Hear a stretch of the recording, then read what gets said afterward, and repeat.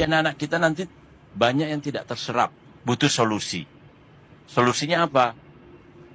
Bekerja di luar negeri. Menteri Perlindungan Pekerja Migran Indonesia Abdul Qadir Karding malah blak-blakan nyuruh rakyat nyari kerja ke luar negeri. Lah kata gue, lu gunanya jadi menteri apa? 19 tahun nih ngapain ke luar negeri? Ojo nuruti omongnya Pak Menteri. Umur 18 itu ingin jadi pembantu. Bapak ini ngejak guyon, nah. Pak Menteri ngejak guyon. Setiap kali saya datang ke SMA, SMK itu semuanya anak-anaknya pingin ke luar negeri. Iyalah, delok TikTok arek di luar negeri. Keren-keren gajinya dukur-dukur. Coba saya kita buka sisi gelapnya. Sing mulai pincang, sing mulai gepeng, sing mulai kaceren, sing mulai sarap kejepit. Kayak mau diangkat Pak. Jadi wear. Terus diomongi rakyatmu itu bahwa kalau di luar negeri itu dibentak-bentak Pak, orang digendong kemana-mana, dilus-lus. Ayo anak Indonesia, kerja yang bagus ya. Nggak ada. Ngerti ini apa? Dalam bahasa Kantonis apa? Itu udah biasa Pak, kasih tahu mereka. Jangan nanti kerja di pabrik langsung dia. Oh, anak Indonesia ya. Ayo nah tak kineng kerja.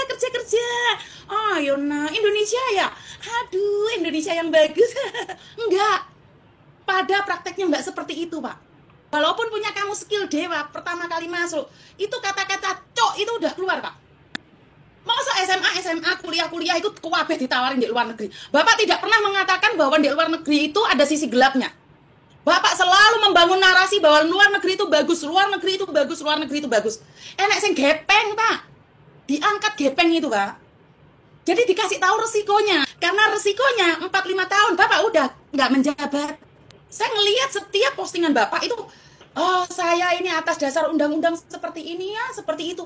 Ngomong saya bisa, Pak. Mental anak-anakmu gedeng oke. Berapa persen Pak kok KJRI? Walaupun 0,10%, Pak. Itu harus diperhatikan juga. Apalagi yang kebiasaan di Indonesia dimanja, digendong kemana-mana dan tidak tahu kerasnya dunia luar. Saya tekankan sekali lagi pada menteri-menteri atau pejabat-pejabat yang ada di Indonesia. Jangan cuma ngomong doang, kamu tuh nggak tahu. 100% kamu itu tidak tahu rasanya luar negeri. Kamu tuh tidak tahu yang namanya dimaki-maki di negeri orang. Kamu hanya tahu di Indonesia aja. Standar kalian hanya Indonesia saja. Jangan nyuruh orang ke luar negeri. Dulu itu pekerjaannya PT yang cari orang. Lah kok ngapain Pak Menteri sekarang datang-datangi sekolahan-sekolahan nyuruh cari orang ke luar negeri? Itu saya nggak paham. Logika saya nggak paham.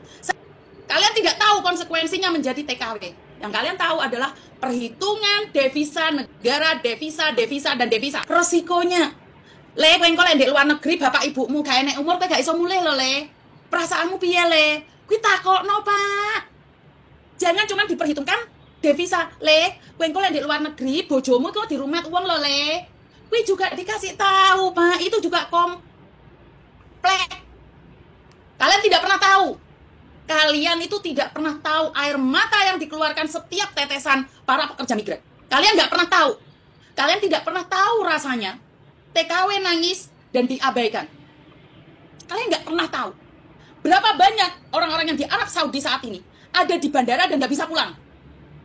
Berapa banyak anak-anak yang di Taiwan sakit. Berapa banyak anak-anak yang di Hongkong sakit. Tidak terekspos. Saat saya mengekspos, mereka bilang apa? Bantu orang kenapa diekspos? Jangan ngebacot doang. Kalian yang duduk di kursi empuk, goyang-goyang, tidak pernah merasakan sakit di luar negeri. Kalian tidak tahu. Tolong ceritakan ini pada anak-anak muda. Konsekuensi kerja di luar negeri. Bapak ibu yang gak ono umur, Pak. Dalam kasarannya modar. Bapak ibu, anak istri meninggal dunia. Kalau belum finish kontrak, gak bisa pulang. Pernah nggak Bapak ceritakan konsekuensinya? Mereka nangis. Depresi akhirnya, Pak. Itu kalau bosnya baik, Pak.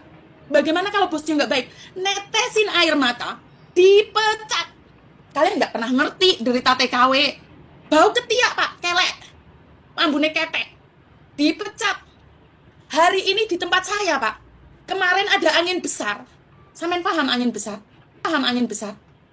Anginnya ini mau salah, Pak. Karena nggak punya KTP mungkin ya. Kotangnya majikan ceblok, dipecat. Kotang ceblok dipecat, Pak.